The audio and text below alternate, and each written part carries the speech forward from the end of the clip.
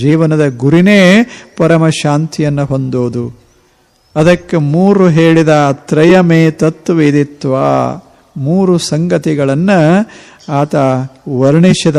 ಮೊದಲನೇದ್ದು, ದೇಹ ಬಿಡೋವರೆಗೆ, ಕೊಟ್ಟ ಕೊನೆಯವರೆಗೆ ಏನು ಮಾಡಬೇಕು ಅಂದರೆ, ಈ ಜಗತ್ತದಲ್ಲ, ಇಂಥ ಜಗತ್ತು, ದ್ವಂದ್ವಗಳಿಂದ ಕೂಡಿದಂಥ ಈ ಜಗತ್ತಿನೊಳಗೆ ಆತ ಸುಮ್ಮನೆ ತನ್ನ ಕೆಲಸ ಮಾಡ್ಕೋತ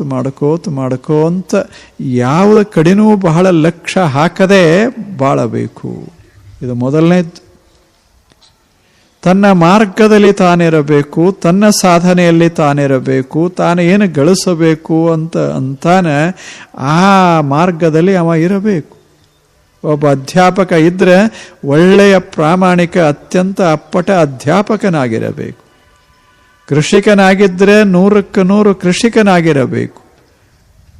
ಹಾಗೆ ಆ ಬಳಿಕ ಆತ ಹೇಳ್ತಾನೆ, ಇಂಥದ್ರೊಳಗೆ ಕಷ್ಟಗಳು ಬರ್ತಾವ, ಬಂದೇ ಬರ್ತಾವ, ಬರುವುದಲ್ಲಂತಲ್ಲ, ಅವುಗಳತ್ತ ಬಹಳ ಲಕ್ಷ್ಯ ಕೊಡಬಾರದು, ಉಪೇಕ್ಷಾ ಮಾಡಬೇಕು. ಉಪೇಕ್ಷಾ ಮಾಡೋದು. ಯಾಕೆ? ನಾವು ಬಾಳೋದು, ಬದುಕೋದು, ನಾವು ಸಾಧನೆ ಮಾಡೋದು ನಮ್ಮ ಹಿತಕ್ಕಾಗಿ, ನಮ್ಮ ಹಿತವೇ ನಾಶವಾಗುವಂಥ ಘಟನೆಗಳು ನಡೀತಾ ಇದ್ದು ಅಂದರೆ ಅವುಗಳತ್ತ ಬಹಳ ಲಕ್ಷ್ಯ ಕೊಡಬೇಕಾಗಿಲ್ಲ. ಎಷ್ಟು ಚಂದ ಹೇಳ್ತಾನೆ, ಬದುಕಬೇಕು ಹೀಗೆ. ಜಗತ್ತಿನಲ್ಲಿ ಎಲ್ಲ ಥರ ಇರೋದೇ, ಒಂದಿಷ್ಟು ಮುಳ್ಳ ಮುರಿಯೋದೇ ಕಾಲಿಗೆ. ಹೂಗಳೇ ಬೇಕಾದಾಗ ಸ್ವಲ್ಪ ಮುಳ್ಳು ಮುರುಕೋಬೇಕಾಗ್ತದೆ, ಚುಚ್ಚುಗೋಬೇಕಾಗ್ತದೆ ಬೆರಳುಗಳಿಗೆ. ಸ್ವಲ್ಪ ಎಲ್ಲ ಇರೋದೇ. ಜಗತ್ತಿನಾಗ ನಾವು ಬದುಕ್ತೇವೆ ಅಂದಾಗ ಸ್ವಲ್ಪ ಏರ ಇಳುವ ಎಲ್ಲ ಸಮಾನ ಅಂತ ಎಲ್ಲಿರ್ತದೆ? ಏರಬೇಕಾಗ್ತದೆ, ಇಳಿಬೇಕಾಗ್ತದೆ.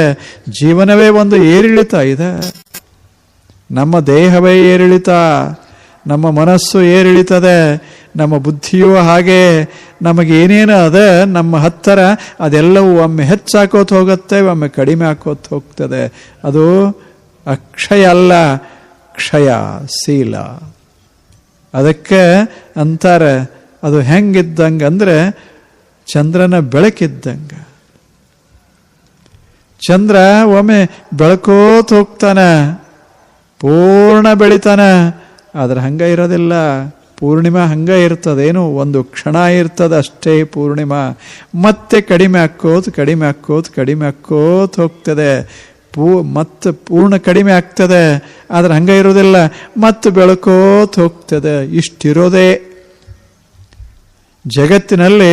ಇದೆಲ್ಲ ಚಂದ್ರ ಬೆಳೆದಂಗೆ, ಚಂದ್ರ ಇಳದಂಗೆ, ಜೀವನದ ಚಂದ್ರ ಏರ್ತದೆ, ಜೀವನದ ಚಂದ್ರ ಇಳಿತದೆ.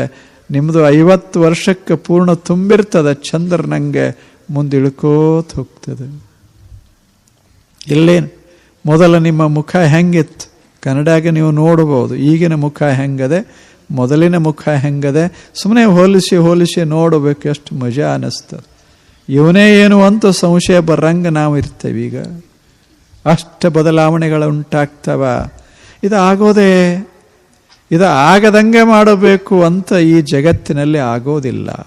ಯಾಕೆ? ಜಗತ್ತೇ ಬದಲಾಗುವಾಗ ಮನುಷ್ಯನೇ ನೀನು ಬದಲಾಗಬಾರದು ಅಂದರೆ ಹೆಂಗೆ ಸಾಧ್ಯದೆ?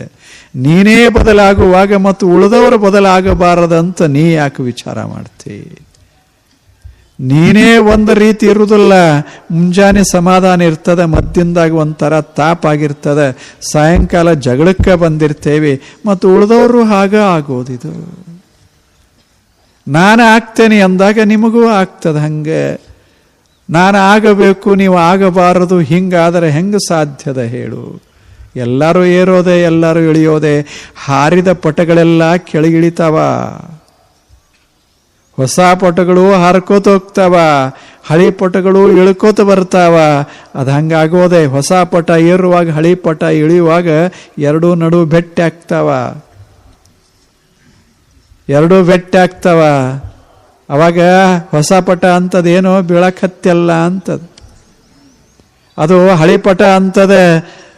ಏರು ನಿನಗೂ ಗೊತ್ತಾಗ್ತದೆ. ನಾನು ನೀ ಅಂದಂಗೆ ಅಂದ ಮ್ಯಾಗ ಹೋಗಿದ್ದೆ. ಅನಿಸ್ಕೊಂಡವರು ಕೆಳಗೆ ಹೋಗಿದ್ರು. ಈಗ ನಾನು ಅನಿಸ್ಕೋತ ಕೆಳಗೆ ಹೋಗ್ತೇನೆ, ನೀ ಅನ್ಕೋತ ಮ್ಯಾಲ ಹೋಗೋದು. ಇಟ್ಟು ಜಗತ್ನಾಗ ಇರೋದ ಇದು.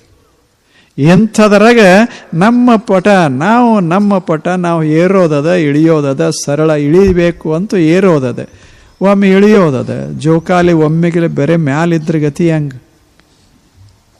ಜೋಕಾಲಿ ನೋಡಿರಲ್ಲ, ಬರೇ ಮ್ಯಾಲ ಹೋಯ್ತು ಅಂತ ತಿಳ್ಕೊಳ್ಳಿ, ಹೋಗಿದ್ದ ಆ ಕಡೆ ಹೋದ್ರೆ ಕುಂತವನ ಗತಿ ಏನು?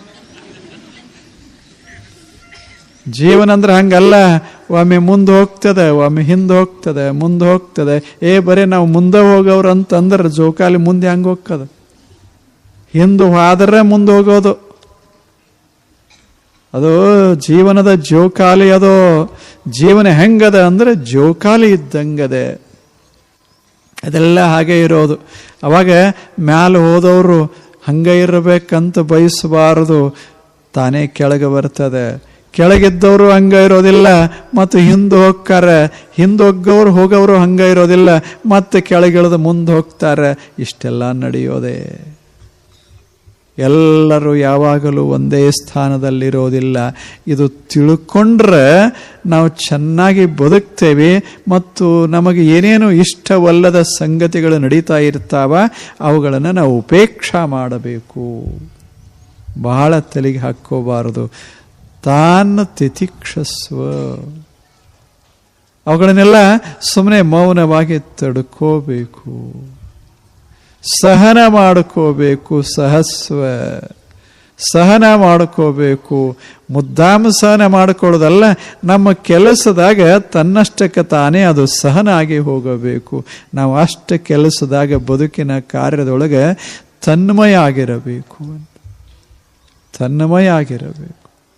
ಇರಲಿಲ್ಲೇನು?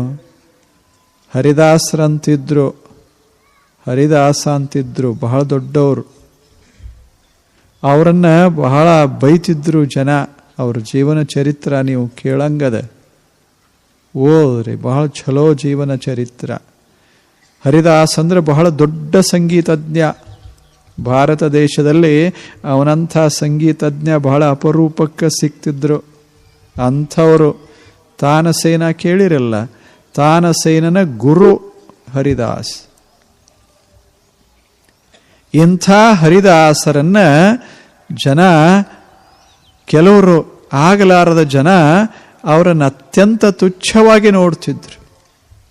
ಅವರು ಊರಿನ ಹೊರಗೆ ಒಂದು ಭಾಗದಾಗ, ಕಾಡಿನ ಭಾಗದೊಳಗೆ ಒಂದು ಗುಡಿಸಲ ಹಾಕ್ಕೊಂಡು ಅಲ್ಲಿ ಕೂತು ಹಾಡೋದು ಮಾಡ್ತಿದ್ರು. ಅವರ ಜೀವನವೇ ಒಂದು ಹಾಡ. ಹಂಗ ಹರಿದಾಸ ಹಾಡ್ತಾ ಇದ್ರೆ ಯಮುನೆ ಕುಣಿತಿರಬೇಕು ಅಂತ. ಹಂಗ ಯಮುನಾ ನದಿ ಕುಣಿತಿರಬೇಕು, ಹಂಗ ಹಾಡ್ತಿದ್ರು. ಆದರೆ ಇಂಥ ಹರಿದಾಸರನ್ನ ಕೆಲವು ಜನ ಬಹಳ ದ್ವೇಷಿಸ್ತಿದ್ರು. ಒಂದು ದಿವಸ ಹರಿದಾಸರನ್ನ ಹೊಡೆದು ನೀರಿಗೆ ಹೋಗದ್ರು. ಹೆಂಗ ಜನಕತ್ ಹೆಂಗ ನಡೀತದ ಅದನ್ನ ನೋಡುವಂಗ. ಅವಾಗ ಅವ್ರ ಹಾಗೆ ತೇಲಿ ಬಂದು ಒಂದು ದಂಡಿಗೆ ಮುಟ್ಟಿದ್ರು. ಅಲ್ಲೇ ಸಮೀಪದೊಳಗೆ ಎತ್ತರ ಆದಾಗ ಅವರು ಭೂಮಿ ಮ್ಯಾಲಿದ್ರು. ಹೊಡೆದು ಹೋಗಿಬಿಟ್ಟಿದ್ರು. ಇದೆಲ್ಲ ವಾರ್ತೆ ಅಲ್ಲಿ ತಿಳಿದು ಶಿಷ್ಯರೆಲ್ಲ ಬಂದು ಅವರನ್ನು ಉಪಚಾರ ಮಾಡ್ತಾ ಇದ್ರು. ಅವರಿಗೆ ಎತ್ತರ ಆದ ಬಳಿಕ ಹಾಡಕ್ಕೆ ಶುರು ಮಾಡಿದ್ರು. ಇದು ಕೇಳುವಂಗದ. ಯಾರು ನನ್ನ ಹೊಡೆದ್ರು ಅಂತಲ್ಲ, ಎಲ್ಲಿ ಹೋಗೋದು ಅಂತಲ್ಲ, ನೀವೇನು ಮಾಡ್ತೀರಿ ಅಂತ ಕೇಳಲಿಲ್ಲ, ಹಾಡಕ್ಕೆ ಶುರು ಮಾಡಿದ್ರು. ಹರಿದಾಸನ ಹಾಡು. ಅವರ ತಲೆಯೊಳಗೆ ಯಾವುದೂ ಇಲ್ಲ, ಬರೇ ಹಾಡು. ಅವಾಗ ಶಿಷ್ಯರು ಹೇಳ್ತಾರೆ, ನಿಮ್ಮನ್ನು ಹೊಡೆದು ಮೂರ್ಛೆ ಮಾಡಿ ನೀರೊಳಗೆ ಹಾಕಿದ್ರು, ಈಗ ತಾವು ದಂಡಿಗೆ ಬಂದಿರಿ, ಈಗ ಮೂರ್ಛೆ ತಿಳಿದಿರಿ ಅಂತ ಹೇಳಿದರು. ಅವರು ಕೇಳಿ, ಇನ್ನೊಂದು ಹಾಡ ಹಾಡ್ತೀನಿ ಕೇಳಿ ಅಂತ. ಲಕ್ಷ್ಯ ಇಲ್ಲ ಕಡೆ, ಒಂದು ಸುಂದರ ಹಾಡ ಹಾಡ್ತೇನೆ ಕೇಳಿ, ಇದು ಹೊಸ ಹಾಡು, ಹೊಸ ರಾಗ, ಅದ್ಭುತ, ಕೃಷ್ಣ ಕುಣಿಬೇಕು, ಹಂಗೆ ಹಾಡ್ತೀನಿ ಅಂದರು. ಅವ್ರಿಗೆ ಕೃಷ್ಣ ಮಹತ್ವದ್ದು, ಅವ್ರಿಗೆ ಹಾಡ ಮಹತ್ವದ್ದು ಅಲ್ಲೇನು? ನಮಗೆ ಬೈದವ್ರ ಮಹತ್ವದ್ದು, ಹೊಡೆದವ್ರ ಮಹತ್ವದ್ದು, ಒಗದವ್ರ ಮಹತ್ವದ್ದು ನಮಗೆ ಬೇರೆ. ನಮ್ಮ ಜೀವನದಾಗ ಯಾರಿಗೆ ನಾವು ಮಹತ್ವ ಕೊಡ್ತೇವೆ ಅವರೇ ನಮ್ಮ ಜೀವನದಾಗ ತುಂಬಿ ಬಿಡ್ತಾರೆ. ವೈರಿಗೆ ಬಹಳ ಮಹತ್ವ ಕೊಟ್ಟರು ವೈರಿನೇ ತಲೆಯಾಗ ತುಂಬಿ ಬಿಡ್ತಾನೆ. ಜೀವನ ಹಸನ ಆಗೋದು ಯಾವಾಗ ಆಗೋದು? ಪತಂಜಲ ಋಷಿಗಳು ಹೇಳ್ತಾರೆ, ಬಹಳ ಸುಂದರವಾಗಿ ಹೇಳ್ತಾರೆ. ಅವರು ಅಂತಾರೆ, ಉದಾಸೀನ, ಆ ಕಡೆ ಬಹಳ ತಲೆ ಕೆಡಿಸ್ಕೋಬೇಡಿ, ನೀವೇನು ಮಾಡಬೇಕಾಗಿದೆ ಮಾಡ್ತಾ ಇರೋದು. ಹರಿದಾಸ ಎಂಥ ಚರಿತ್ರ ನೋಡಬೇಕು. ಎಂಥೆಂಥ ಜನ ಭಾರತ ದೇಶದೊಳಗೆ ಬಾಳಿ ಬದುಕಿ ಅದ್ಭುತ ಜೀವನವನ್ನು ಸಾಗಿಸಿ ಹೋಗ್ಯಾರೆ. ಹೊಡೆದ ಒಗದರ ಹಾಡ್ಕೋತ ಹೇಳಬೇಕು. ಅವರು ಎಷ್ಟು ಕೇಳಿದರು, ಯಾರು ಹೊಡೆದ್ರು ಅಂತ ಎಷ್ಟು ಕೇಳಿದರು ಸಹಿತ ಹಾಡ್ತಿದ್ರು. ಹರಿದಾಸ್, ನಾನು ದೇವನ ಸೇವಕ, ದೇವನಿಗಾಗಿ ಹಾಡ್ತೇನೆ ಅಂತ. ಎಂಥ ಸುಂದರ ಜೀವನ. ಇದಕ್ಕೆ ಇದು ಮೊದಲನೇದ್ದು. ಅಗ್ನಿವಿದ್ಯೆಯ ಮೊದಲನೆಯ ಭಾಗ ಇದು. ಅಗ್ನಿವಿದ್ಯೆಯಲ್ಲಿ 3 ಅಂಗಗಳು. ಇದು ಮೊದಲನೇ ಅಂಗ. ನಮ್ಮ ಕೆಲಸ ನಾವು ಮಾಡೋದು, ಜೀವನದ ತುಂಬ ಮಾಡೋದು, ಆ ಕಡೆ ಈ ಕಡೆ ಬಹಳ ಲಕ್ಷ್ಯ ಕೊಡದೇ ಮಾಡೋದು, ಮತ್ತು ಯಾವುದು ನಮಗೆ ಇಷ್ಟವಿಲ್ಲ ಆ ಕಡೆ ಉದಾಸೀನನಾಗಿರೋದು. ಈಗ ಅದಲ್ಲ, ಈಗ ಆಕಾಶದೊಳಗಿಂದ ಮೇಘದಿಂದ ಮಳೆ ಬೀಳ್ತದೆ. ಮಳೆ ಬಿದ್ದಾಗ ಕೆಲವರು ಬೈತಾರೆ, ಬೈದಿಲ್ಲ? ಯಾರು ಹೊರಗಿರ್ತಾರ ಅವರು ಬೈತಾರ, ಯಾರು ಮನ್ಯಾಗಿರ್ತಾರ ಆಗಲಿ ಬಿಡು ಅಂತಾರೆ. ಯಾರಿಗೆ ಅವಶ್ಯದ ಅವರು ಅವಶ್ಯ ಅದನ್ನು ಹಾಡಿ ಹೊಗಳ್ತಾರೆ. ಮಳೆ ಬಂತು ಅಂದ್ರೆ ಬತ್ತಿದ ಹೊಳೆ ತುಂಬಾಕ್ ಶುರುವಾಗ್ತದೆ. ಆ ಬಳಿಕ ನಾವಿಕನ ಕೆಲಸ ಶುರುವಾಗ್ತದೆ. ನಾವಿಕಂತಾನ ಹೊಳೆ ಬರಬೇಕು, ನಾವಿಕಂತಾನ ಮಳೆ ಬಹಳ ಬೀಳಬೇಕು. ಯಾಕೆ? ಅವನ ಕಣ್ಣಾಗಿರೋದೆಲ್ಲ ಬರೇ ಹೊಳಿ. ಅದು ಏರ್ತು ಅಂದ್ರೆ ಜನರಿಗೆ ಆ ಕಡೆ ಈ ಕಡೆ ಹೋಗಾಕ ಬರುವುದಿಲ್ಲ. ನನ್ನ ಕೆಲಸ ಶುರು ಆಗ್ತದೆ, ನೌಕೆ ಇರ್ತದೆ, ಅದನ್ನು ಬಳಸ್ತಾರೆ, ರೊಕ್ಕ ಆಗ್ತದೆ ಅಂತವ. ಆ ಬಳಿಕ ಒಕ್ಕಲಿಗ ಈಗ ಮಳೆ ಬಿದ್ದರೆ ದ್ರಾಕ್ಷಿ ನಾಶ ಆಗ್ತದೆ. ಈಗ ಮಳೆ ಬಿತ್ತು ಅಂದ್ರೆ ಬಿತ್ತಿದ್ದೆಲ್ಲ ಹಾಳಾಗಿ ಹೋಗ್ತದೆ. ಈಗ ಬರಬಾರದು ಪರಮಾತ್ಮನೇ, ಈಗ ಮಳೆ ಬರಬಾರದು, ಸಾವಕಾಶ ಸ್ವಲ್ಪ ಬರಬೇಕು, ಭಾಳ ಆದ್ರೆ ಸ್ವಲ್ಪ ಸ್ವಲ್ಪ ಬರ್ಬೇಕಂತ ಅವ. ಇವಂದ ಬ್ಯಾರೆ, ಅವನ ತಲೆಯಾಗ ಹೊಲ, ಇವನ ತಲೆಯಾಗ ಯಾವುದು ನೌಕೆ, ನದಿ. ಇಬ್ರು ಬೇರೆ ಬೇರೆನೆ. ಇನ್ನೊಬ್ಬಿರ್ತಾನೆ ಅವೇನು ಆಫೀಸ್ದಾಗ ಕೆಲಸ ಮಾಡವ, ಅವ ಅಂತಾನೆ ಮಳಿ ಅದಕ್ಕಾಗಬೇಕು ಅಂತ. ಅವಾಗ ಮಳಿ ಮೇಲೆ ಹಣ ಬರುವುದಿಲ್ಲ ಅವನಿಗೆ. ಮಳಿ ಬಂದರೂ ಅಷ್ಟೇ, ಹೋದರೂ ಅಷ್ಟೇ. ಏನು 30,000 ರೂಪಾಯಿ ತಿಂಗಳಿಗೆ ಬರ್ತದೆ, ಆರಾಮ ಬರ್ತದೆ. ಮಳಿ ಯಾಕೆ ಅಂತಾನೆ. ಎಷ್ಟು ಮಜಾ ಅದ. ಒಕ್ಕಲಿಗೇನಂತಾನೆ ಸ್ವಲ್ಪ ಸ್ವಲ್ಪ ಬರಲಿ ಅಂತ. ಇವ ಏನಂತಾನೆ ಧಾರಾಕಾರವಾಗಿ ಬರಲಿ, ಹೊಳೆ ತುಂಬಲಿ ಅಂತ. ಅವ ಅಂತಾನೆ ಬರುವ ಅವಶ್ಯಕತೆ ಇಲ್ಲ ಅಂತ. ಇವರು 3 ಮಂದಿ ಮಾತು ಕೇಳಬೇಕು ಅಂತ ಹೊರಟ್ರೆ ಮೇಘ ಏನು ಮಾಡಬೇಕು ಹೇಳಿ? ಏನು ಮಾಡೋದು ಮೇಘ? ಅದಕ್ಕೆ ಮೇಘ ಅಂತದೆ, ನೀವು ಬೇಕಾದವ್ರು ಬೇಕಾದ ಹೇಳ್ರಿ, ನನಗೆ ಮಾಡಂಗೆ ಮಾಡೋದಷ್ಟು. ಯಾರಿಗೆ ಉಪಯೋಗ ಆಯ್ತು ಆಯ್ತು, ಇಲ್ಲ ಇಲ್ಲ. ನಿಮ್ಮ ಮಾತು ಕೇಳ್ಕೋತು. ಆದರೆ ನಾ ಬರೋದು ಯಾವಾಗ, ಮಳೆ ಸುರಿಸೋದು ಯಾವಾಗ?